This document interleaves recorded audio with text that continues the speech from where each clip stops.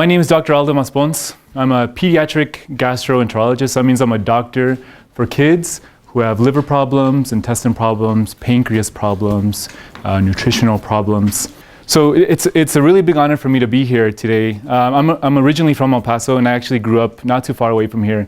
I lived with my grandma off of Aubrey Street, off of Alameda, if you know where that is. So this is kind of like a really nice homecoming, and it really is a truly great honor for me to be here and speaking to my community, El Paso. So today we're going to be talking about obesity, fatty liver, and fructose. All right, it's a very big problem, and I think that at the end of this talk, what my goal is for everyone here is hopefully generate enough interest that we can say, hey, there's something really serious going on in our community. Maybe we didn't know about it before, but now we do. And when we see kids, or we have maybe our grandchildren, I see a lot of grandparents in here, we speak to our grandchildren, our nieces, our nephews, we start talking about this problem, and hopefully we can change our behavior in terms of eating, our eating habits, and maybe we can stop this epidemic. And we'll talk about why this is important. So before I get started, though, I have to make an announcement. For all of those that know me, I'm a huge salsa fan. I'm a big salsa instructor. Okay, I don't know if you know this. I usually have a salsa class here, but it's canceled. Okay, and I just want to make sure you know that the salsa class with Dr. Aldo has been canceled. All right. Okay, that's not really my hairy chest. Okay, somebody else's. All right. So I have no conflict of interest. So my story starts at here. Well, I moved from San Francisco, California. I was living there at the time, and I went to medical school in Dallas at UT Southwestern. And this is our county hospital, Parkland. All right. And it was there when I started. I took care of a patient, and we're going to call her Emma. All right. Emma was a very large woman. They had to get a special bed made for Emma. She was at least over 350, maybe 400 pounds. I don't really remember, but what I do remember is that she needed a special bed to take care of her. And she had been in the hospital for 6 months, right? And she was the very, very first patient that I ever took care of. And her medical chart was about this big. She was there, she had a heart attack, she had diabetes, high blood pressure, very sick lady. And on this day that I started, my first day that I started taking care of her, she needed a special imaging study, a CT scan. And this CT scan, though, she didn't fit. Oh. You should have said something. Okay. How's that? Is that better? All right. So she didn't fit in the CT scan that we had in Dallas. And so we had to actually move her from the hospital to the zoo. Where she can get a CT scan done in the zoo, all right? And so moving from San Francisco to Dallas, like, wow, what is going on? I had never heard of this problem. It was so serious, okay? And while I was in Dallas, there was a lot of construction going on. They were building a lot of new hospitals, a lot of new hospital wings. And I noticed that the benches were bigger, the doorways were wider. And I wondered to myself, why? Well, Dallas knew that the country was getting bigger, all right? So if we look here, that's Texas, 1990, Texas, 1998, and Texas in 2006. And it went from 14% of the population of Texas being obese, and we'll talk about the definition of obesity, to 1998 being about 20%, to 2006, 29%. In 2006, almost 30% of all Texans were obese, all right? So what is BMI? And this is where we come to the definition of obesity. Excuse me? Body mass index. Body mass index, exactly. Lauda's asking for a prize. I think she wants a prize at the end of the... All right. Okay, so body mass index is a formula. It's weight divided by the height. And when you do that, then you can break up, are you underweight? It gives you a value. When you plug in this formula, it gives you a value. Are you underweight? Are you normal weight? Are you overweight? Or are you considered obese? And the reason why these last two are important, overweight and obesity, is because if you are in that category, you put yourself at higher risk for high blood pressure, higher risk for diabetes, heart problems, okay? So having those puts you at a higher risk. So I went from Dallas, and I ended up here in Houston. This is Houston, Texas. This is Texas Children's. This is where I trained to do my specialty. And I had a lot of hard times. So I had a lot of long nights. I'll go into the hospital early in the morning, 6, sometimes 5, sometimes 4 in the morning, and get off of work pretty late, midnight, sometimes 1 in the morning. And I wouldn't really eat that much. Like on my way to work, glass of water, lunch, when it happened, it happened. And most times I didn't eat dinner. So I either skipped one, I either skipped lunch or I skipped dinner. And so on my way home, this would be about midnight, there wasn't anything open. The only thing open was Taco Bell, all right? And I was like, man, I had a hard day. I deserve Taco Bell, all right? And I loved it. It was fantastic. This is great. I didn't eat anything all day. Boom, I was going to town. Drinking a lot of soda. I'm not a big soda fan, but that time I was. I was a huge soda fan. And so what happens is that I started gaining weight. I gained almost 23 pounds.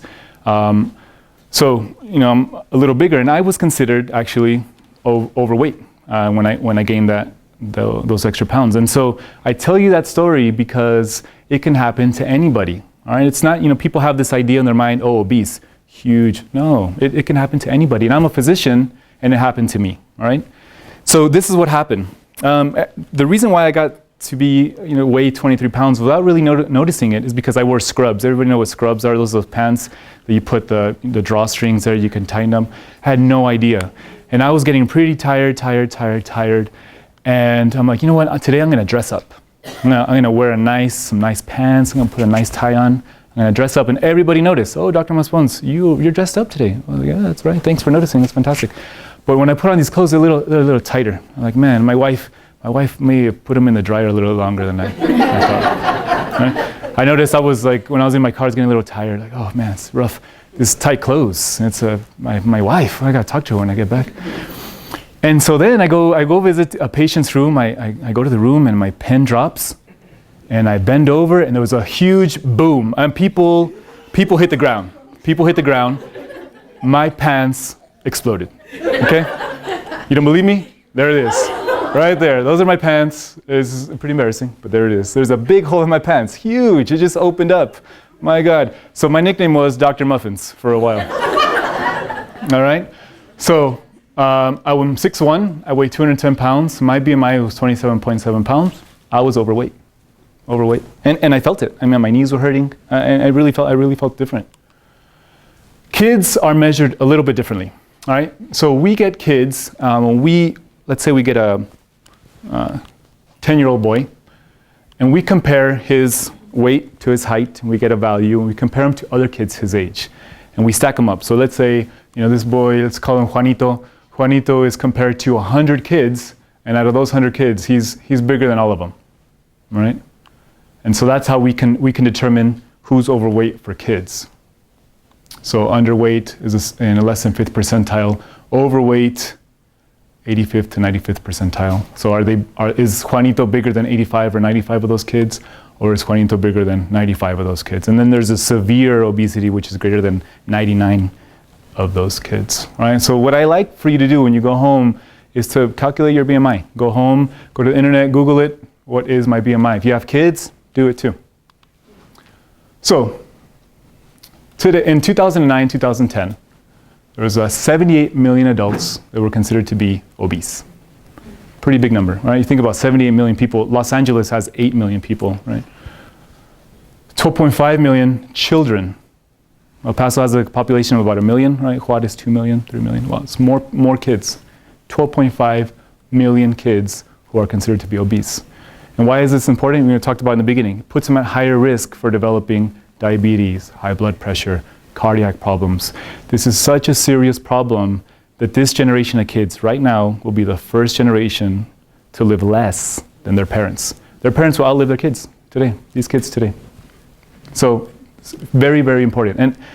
And this hits home especially for me because I think El Paso gets a lot of bad press. I think you see popular press about what kind of city we are and all the people around here think pretty poorly of us. But what I would like to do, knowing that we have an obesity problem, I mean, if you look around, if you're elementary schools, your neighborhood, if you look around, a lot of big kids, I would like for the nation to see El Paso as the model.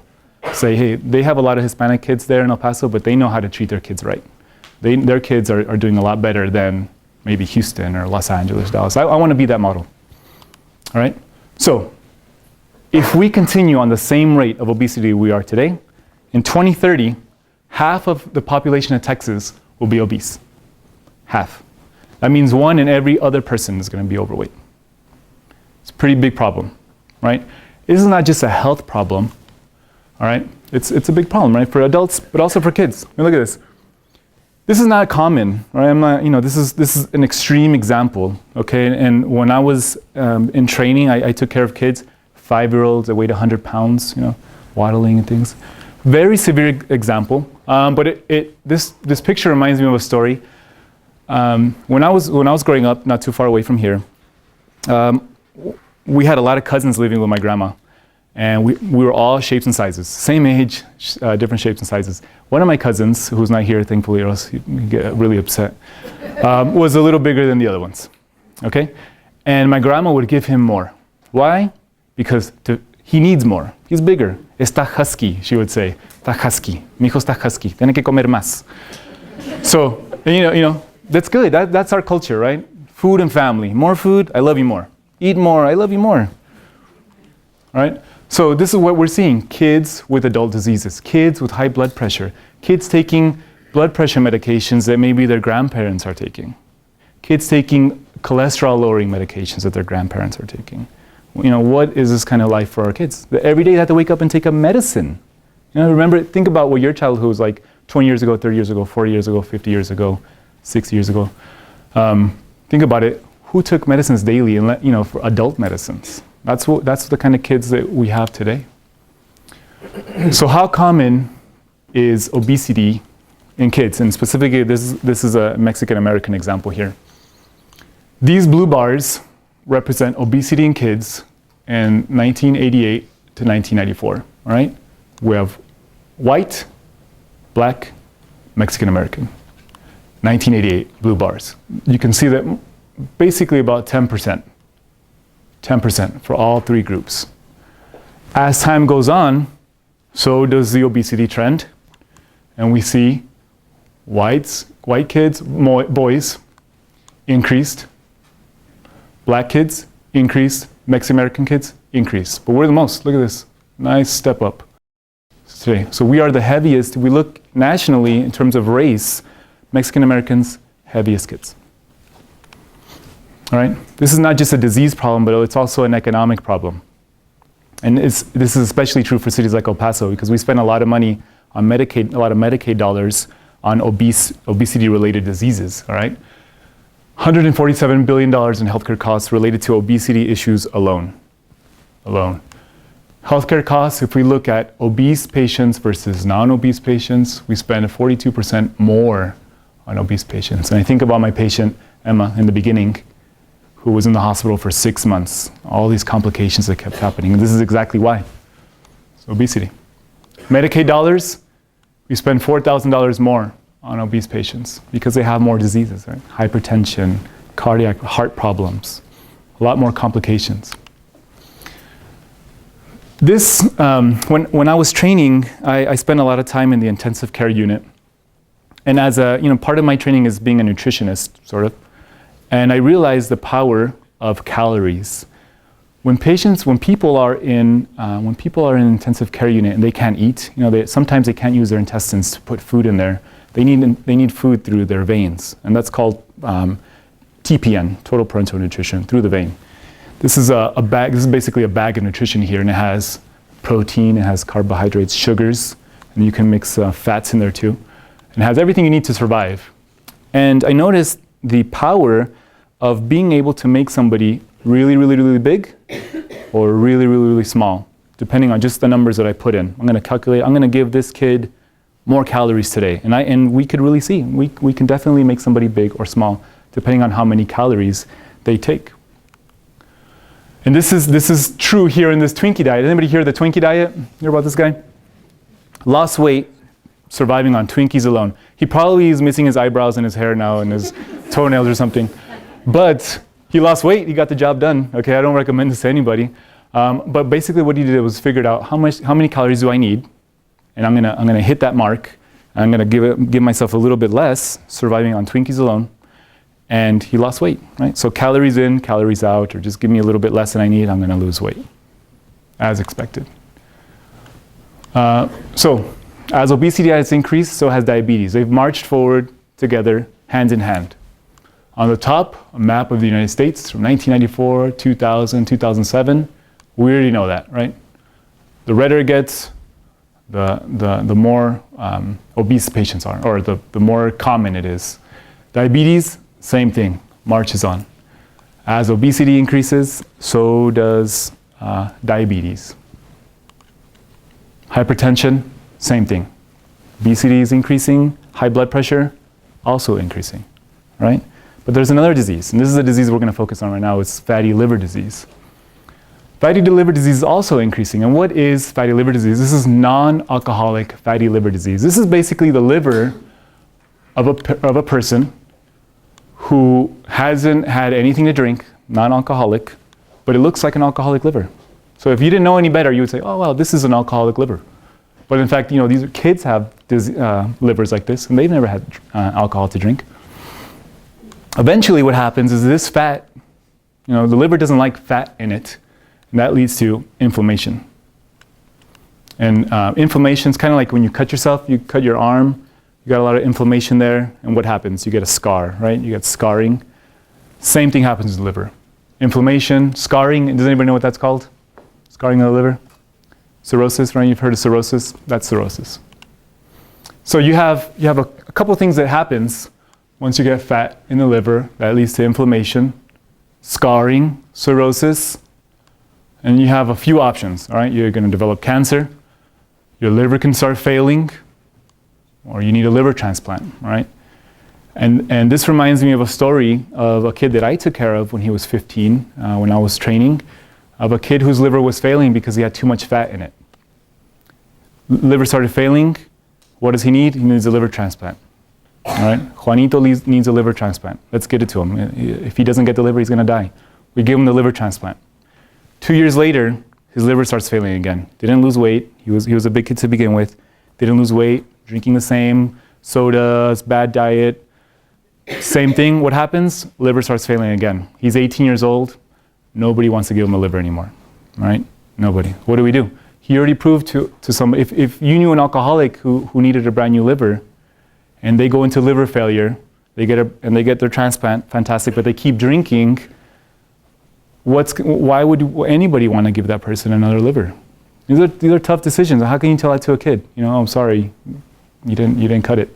But it happens. It happened. And I don't know what happened to Juanito. He turned 18 and left. I don't know what happened, but I do know he needed another liver. So, non-alcoholic fatty liver disease is actually the most common liver disease in kids today. And so it's number one. And if 1%, just 1% of all of these kids who have fatty liver disease, just 1% of them were to develop liver failure and need a liver transplant, there wouldn't be enough. There'd be zero, and not enough livers to transplant them all. Okay? Serious. We don't even need to get to the transplant stage. Just take care of the problem now. Right? That's the whole point. So it is estimated, this is Dr. Schwimmer. Dr. Schwimmer is out of San Diego. He's considered the authority on fatty liver disease. He did some analysis and tried to find out, well, just how many kids have fatty liver disease in the country. And what he found, what they estimated was about 6 million kids plus in the country have fatty liver disease. Huge number, right? Almost all of Los Angeles, there are kids, right? So this is another study here. This is one of my mentors here, Dr. Karpin. He is also considered one of the world's authority in the liver. And he wanted to know, well, let's in obese kids and big kids and overweight kids, how many of them have fatty liver disease? All right, so in 1988 to 1994, 11% of all teenagers, this is for teenagers, 11% of them had fatty liver disease. 2007, 2010, 20%, doubled. Not surprising, right? Severely obese, this is when kids who are bigger than 99% of other kids. Severely obese went from 1.5%, 5.5%. What about obese kids with fatty liver disease? It went from 21% to double, or nearly double, 38%. Severely obese, not surprising. 27% of kids to 52% of kids. All right, so what does this mean? Well, if you're obese and you're a male, if you're a teenager, almost 50%. So if you know a Mexican-American male who is a teenager, chances are you got a 50-50 shot that kid has fatty liver disease. 50-50 shot. Or actually more, right? 56%. Mexican-Americans, teenage boys, 56%. Sir? Doctor, can a fatty liver, can it be reversed? Yeah, it can. We're going to talk about that treatment. It absolutely can. And that's the whole point, is that you don't need anything fancy at all. Just change your diet. Once you know you got it, change the way you're living life, problem solved. All right?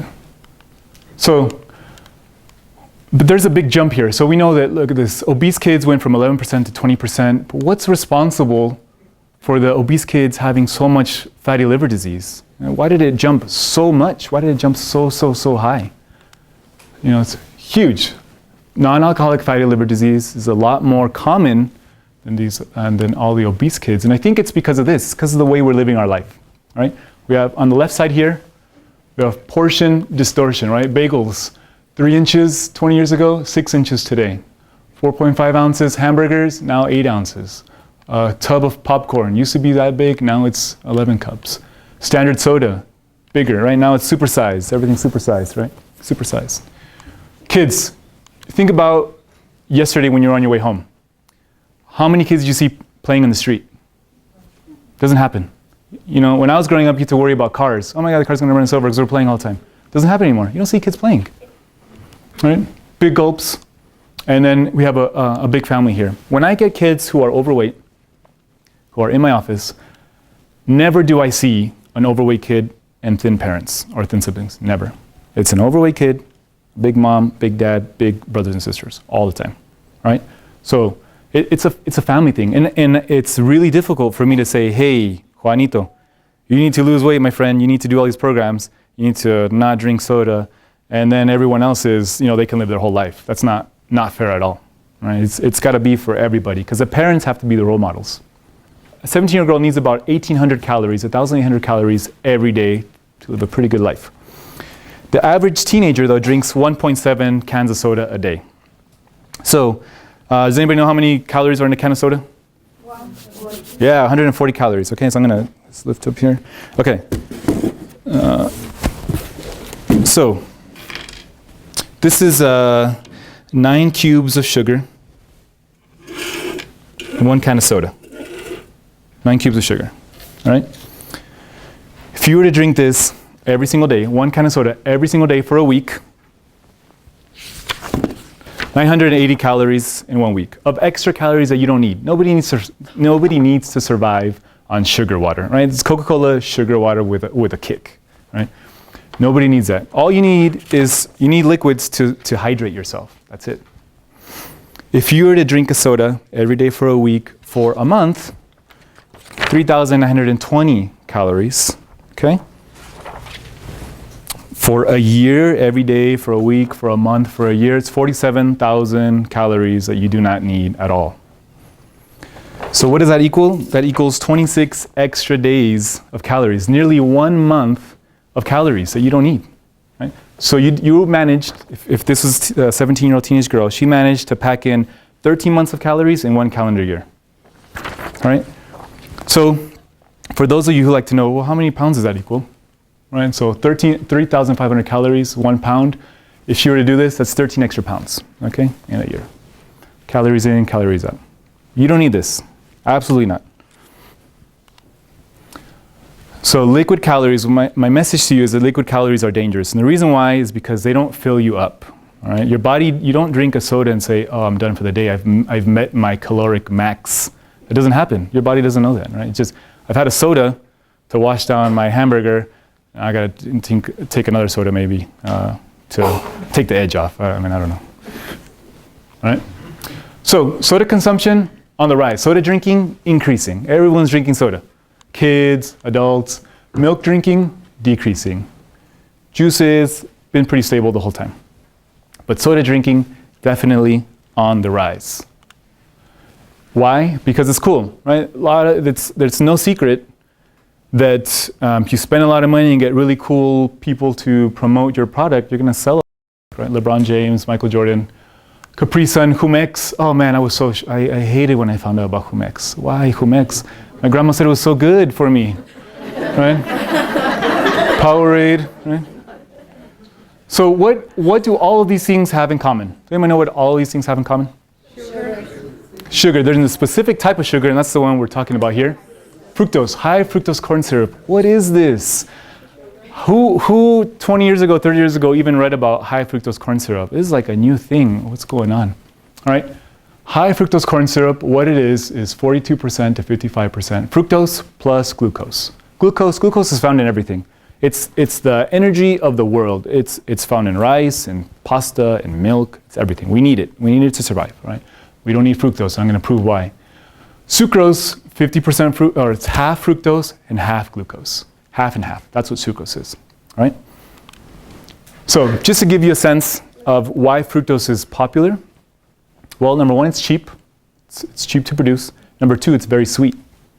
In the blue, that's sucrose. It's like table sugar.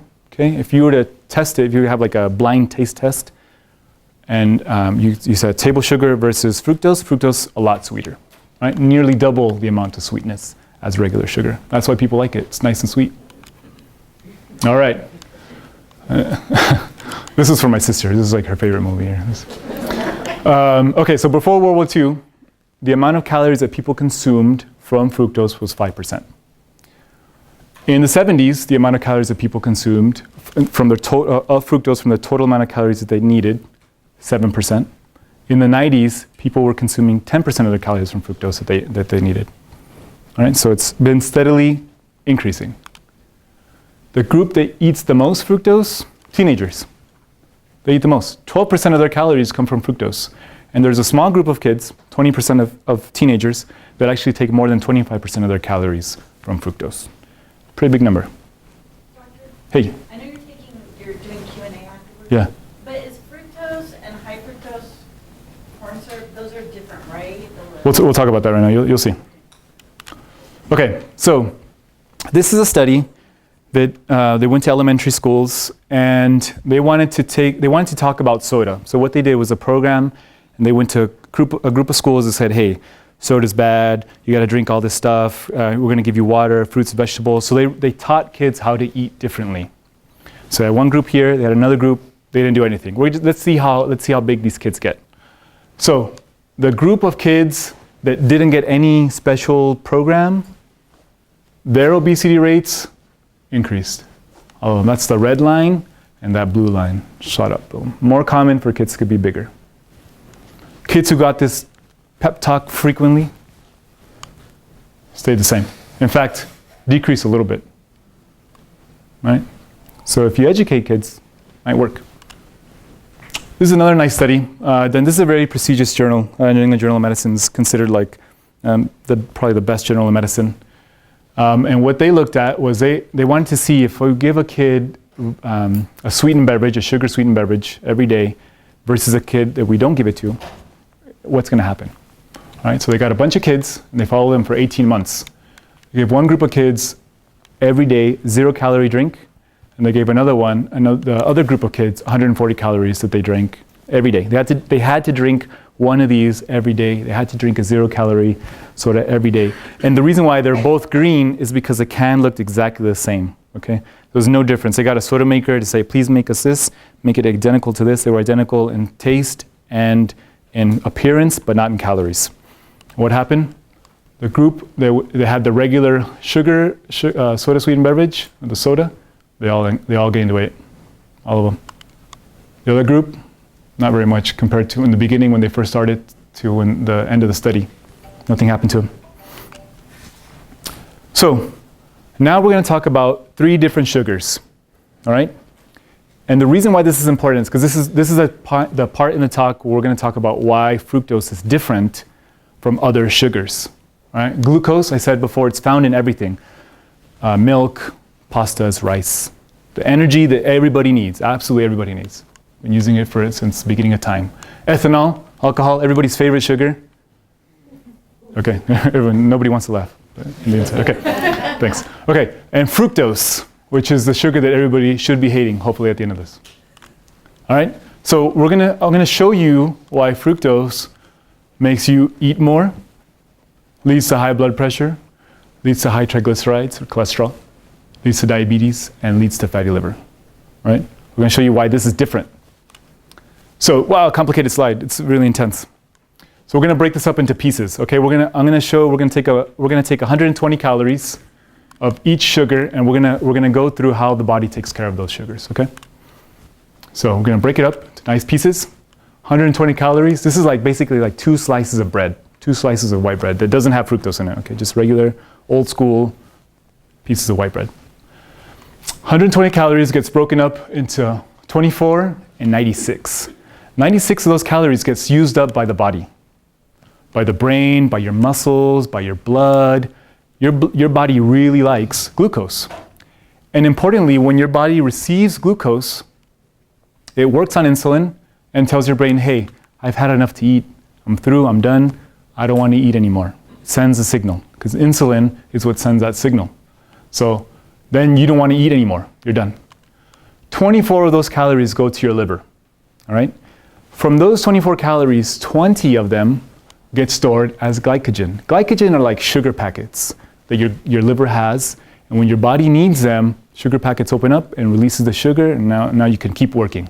Right? That's what glycogen is. And we know that if you have a lot of glycogen, all right, so if you keep eating glucose and you have a huge amount of glycogen, nothing happens, your liver doesn't go into failure, your liver doesn't fail. We know this because there's a disease called von Gerke's disease, which doesn't allow glycogen to get released from liver, it just accumulates, and these kids have huge livers, lots of glycogen, but nothing happens. Their livers don't fail. They have other problems, but their livers don't fail.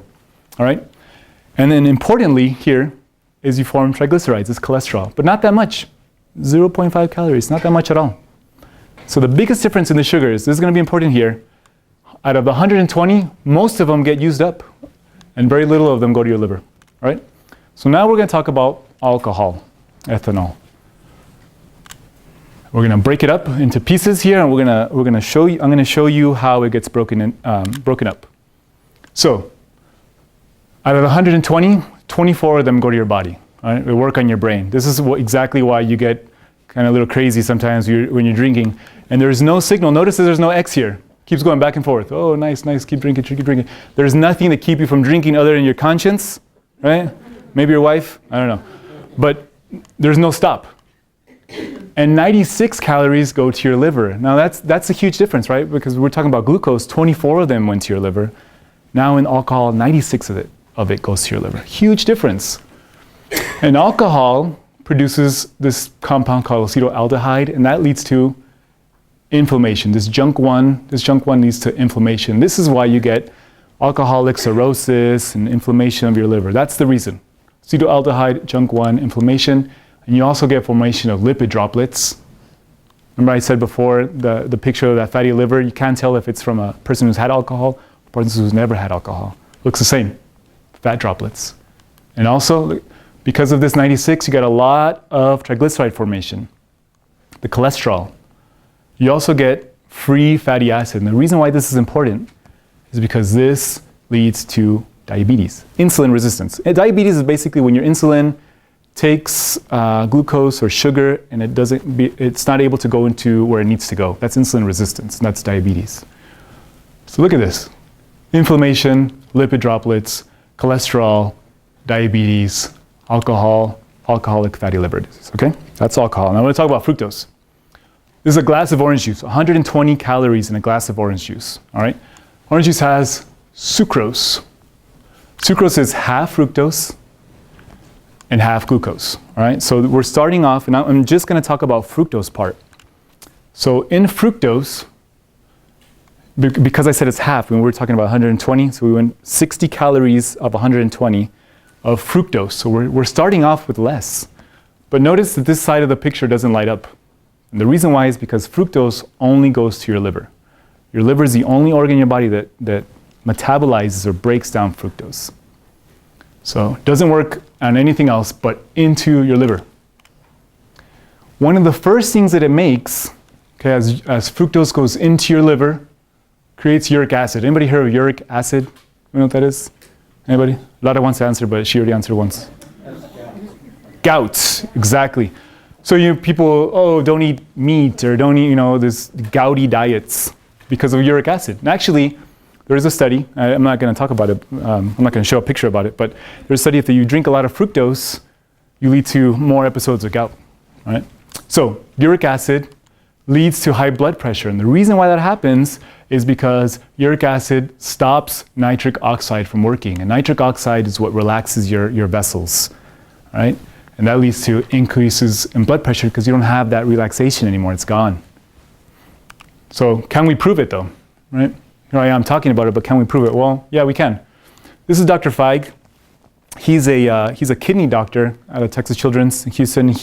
His research, what he did was he got a lot of overweight kids, a lot of obese kids who had high blood pressure, and he put them in two different groups. I'm going to take this group here, and I'm going to give them this medicine called allopurinol. And for those of you who have gout or know of somebody who has gout, they take allopurinol. The reason why it works is because it stops uric acid from forming. Okay? That's what allopurinol does. So he says, I'm going to take this group and I'm going to give them allopurinol. This group, I'm not going to give them anything. So what happens? Well, the group that didn't get anything, as expected, blood pressure stayed high blood pressures. But the group that received allopurinol, look at this overall trend. Boom, decrease, decrease, decrease. That's for kids, adults, same thing. I got a group of adults here. This is Dr. Perez Pozo here. Got a group of adults. I gave them fructose, blood pressures increase. Give them allopurinol, decrease. All right? So blood pressure, that's 1. 2, high cholesterol. Remember before in glucose, and the beginning, when we first started talking about the pathway, 0.5 calories went to formation of cholesterol. Here, 30 calories, half go to the formation of cholesterol. Half. So essentially what's happening is you're drinking fat, right? It's essentially what you're doing. It may say sugar-free or fat-free, but we know better. We know that eventually this sugar turns into fat. All right? Can we prove it? Yes. Patients who were given, people who were given soda to drink, daily soda consumption, daily, 6 months afterwards, what do we see? Cholesterol levels increase. 10%, they increase 10%. Other people who just had milk, small increase. Water, decrease.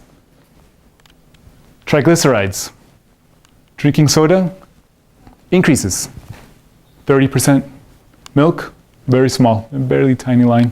Water, decreases. You just need water, all right? Lipid droplets. Does fructose cause lipid to get deposited in your liver? Yeah, there it is. All right? Mickey Mouse. Oh my God, does anybody love Mickey Mouse? Who loves Mickey Mouse? Okay, look, I'm sorry to you. I had to break some news. They got Mickey Mouse's cousins, and they did some science experiments on Mickey Mouse, his cousins. Okay. So what they did when this experiment, they got some mice. I'm going to give a mouse water, all right, for a couple months, just water, water, water. They take a needle into the liver. What does the liver look like? Fine, no problems. It's water. I'm going to give this Mickey Mouse's other cousin, Panchito, I don't know. And we give him fructose. Oh man, look at that, inflammation. Looks just like the alcoholic fatty liver disease, right? That's what it looks like, fructose. There it is. We can prove it. This is hard to do in kids because I don't think there's a parent that says, oh yeah, please stick a needle in my kid's liver. So that's why we do it in rats, okay? So, eating more and diabetes. So when you take fructose, it stops insulin from working. And the reason why is because you get this free fatty acid production, just like in alcohol, causing insulin resistance. Insulin doesn't work anymore, and so it doesn't tell your brain to stop. So, can we prove it? Yes. Ghrelin. Ghrelin's a hormone that increases, it helps you eat more. As ghrelin increases, it's time to eat. Increase in ghrelin, eat more, eat more, eat more. This blue line here traces out patients who just got fructose, and the bottom one is just glucose. And you see ghrelin levels, boom, higher, a lot higher. This is after dinner. After dinner time, they already ate. It was high, high, high. Eating time. The signal to eat To stop eating doesn't stop. It just keeps going. Eat, eat, eat. And this is why there's a few studies. They look at kids. They give them fructose, sodas, and they see what their calorie consumption is, how much they're eating afterwards. And all these kids that get soda, they all eat more afterwards. They all gain weight. Every single one of them, because they eat more. All right? So can we prove, are there studies out there that can bring everything together? Are there patients who have high blood pressure, who have high cholesterol, who have inflammation in the liver? Yes. Here it is. Fructose, males, okay? So they gave males 200 grams of fructose. And what do they see? Blood pressure. Anybody go to like Albertsons or Walgreens, something, they get their blood pressure checked, okay? So the top number is, that's systolic, that's the top number, increases by 7 points. Bottom number increases by 5 points. Cholesterol, triglycerides increase. Good cholesterol, HDL, that's the good one, goes down. Liver inflammation, they do the tests, increase. Right? And then are there patients that have everything? Yeah, 30% of these patients, of these people here, 74 of them, 30% of them have everything. High blood pressure, high cholesterol, high insulin levels, also known as diabetes, liver inflammation. They got everything. Just from this fructose. So the question is, what's the difference? I told you about alcohol, and I told you about fructose. Told you about how one causes inflammation, the other one does too. So ask yourself here, they cause the same thing, right? This is beer. I have nothing against Tecate. This is the first one that I found in my cart. No, I'm just kidding. This is, so if this causes inflammation, right? Alcoholic liver disease, causes fat deposition, causes high cholesterol, causes diabetes. We saw that. And this one does the same thing. Why would you give your kids this? Right? You wouldn't do that. But you are, sort of. The only difference is they're not acting silly when they drink a soda. But essentially you're doing the same thing. Inflammation, high cholesterol, non-alcoholic fatty liver disease. Why would you do it? All right? So, if you're overweight, if you have inflammation in the liver, if you have an ultrasound that shows some fat in the liver, you might have fatty liver disease. You might have it. If you have diabetes, if you have high blood pressure, if your cholesterol is high, you should get checked. At least tell your kids to get checked. Every time when you see your pediatrician, your kids see your pediatrician, you should ask your pediatrician, what's my kid's blood pressure? Is it normal? What's my kid's weight? Is it normal? Should we be doing something for my kid's weight? I think there's a common belief here is that, my kids are big, my sister's kids are big.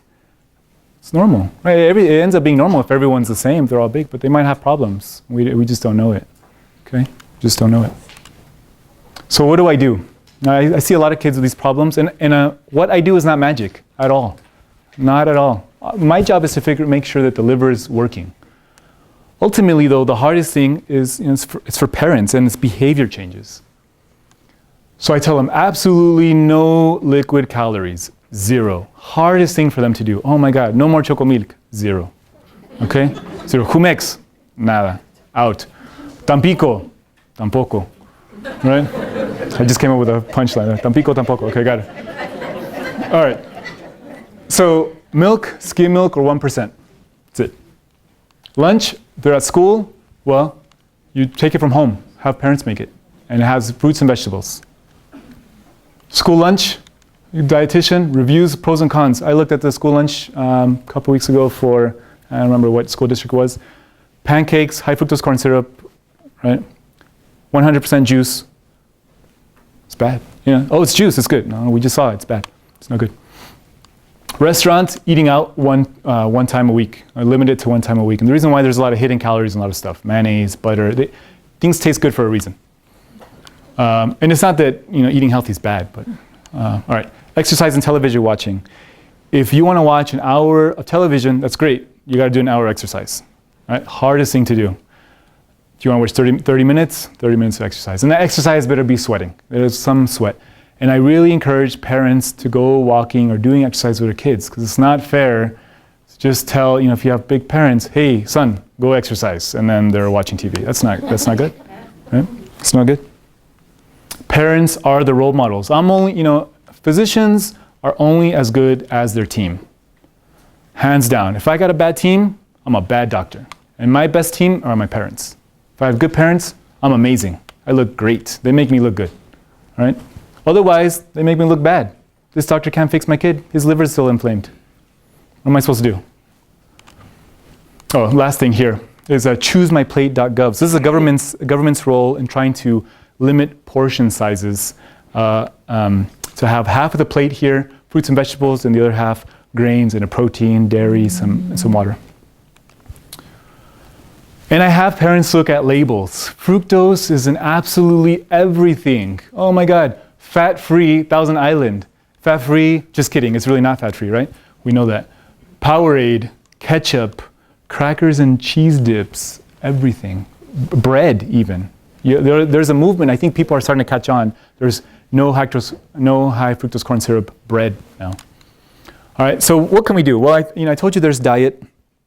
And I told you what I do when I meet with kids and parents, but I'm only one physician, my partner's only one physician. We can't see all of these kids. Pediatricians can't see everybody.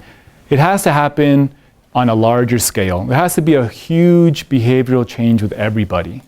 And I really mean this. I would really love for our city to be the model city for the country, to say, we know how to take care of our kids. Our kids deserve better. I'm not sure what the right answer is, but I think that if we know there is a behavior that's bad, like smoking, then we should do things to change it, right? So what did El Paso do to change smoking? Well, El Paso banned smoking in restaurants and bars. Oh, it was such a big deal, right? I read about it. I was out of town. I was living away, and I was reading about it. It was a huge deal. El Paso was the first city to ban in Texas to ban smoking in restaurants and bars, and it worked. Absolutely worked. Can we do the same for sodas? A few years ago, a couple friends and I, we worked with Yale University. It's a nutrition center, and we asked them, can you help us come up with a formula to tax, right? Tax is never popular, sorry, but we asked, let's kick around some ideas. If we tax 1 cent per every ounce that's produced, and eventually, just like soda, just like cigarettes, as the price of cigarettes increase, so too does the number of people buying cigarettes, right? So eventually it gets too expensive because it's such a bad habit that you don't want to deal with it. Same thing with sodas. Can we do the same thing? This is a national movement happening. New York, DC, San Francisco. And what we found that if we taxed 1 cent on every ounce of soda, we would generate $15 million for the city, just a soda. Total sugar sweetened beverages, so that includes sports drinks, energy drinks, coffee that's sweetened, that's ready to drink, $30 million for the city. And money doesn't solve everything, right? But it's a start. In Texas, that increases to $1 billion. $1 billion, just so you get a sense of what $1 billion means. Well, the budget in 2010 for Texas for Medicare and Social Security was $2.7 billion. So that's nearly half. If we tax the soda, we come up with nearly half of the budget for Medicare. It's a lot of money. All right? And I really stand by this here. Vote at the dinner table. I think as a city, as a family, as a community, what we have to do is really realize that the food industry, and I have nothing against the food industry, okay, but they're an industry, and their bottom line is to make money. If they're not making money, they're out of business. And if we choose or change the way we eat, we force them to change their strategy. Right? If we say, hey, El Pasoans, we don't want this kind of food. We want healthy stuff. We want bigger produce sections. I mean, just think about, for those of you who used to shop in Juarez, the produce section in El Paso versus the produce section in Juarez. Huge difference. So much better produce in Juarez. Bigger too, right? It's like half of the store sometimes. Bigger. I mean, why? Why we need better stuff? And I think this is where we come up with that at the dinner table, where as a family we decide we need to eat better. All right? So we talked about overweight and blood pressure and sugar, cholesterol levels, fatty liver, inflammation. So what about your child? You really got to think about your niece, your nephew, your grandkids, and really as a family say, hey, I think we need to be better as a family and eat better as a family. Because in the long run, it's going to get, number one, really expensive if you have really high medical bills, if you're in the hospital, just because of something you're doing to yourself. Right? People put in more money into their cars than they do into their body. Right? You can change that. So we learned about a lot of things today. We learned about obesity is increasing. We learned about fatty liver disease. We learned about kids. We learned about liquid calories, devil juice, right? From now on, this is the devil's juice, okay? So I'd like to thank everybody for coming today. It's the end of the talk. If this is something that you really want to pursue, if you want to get involved, I don't have anything formally organized at all, but what I like to do is hopefully keep the conversation going, and hopefully this conversation doesn't die here, that it continues, and maybe in an organized way. Maybe we can have a Facebook group or a website or something.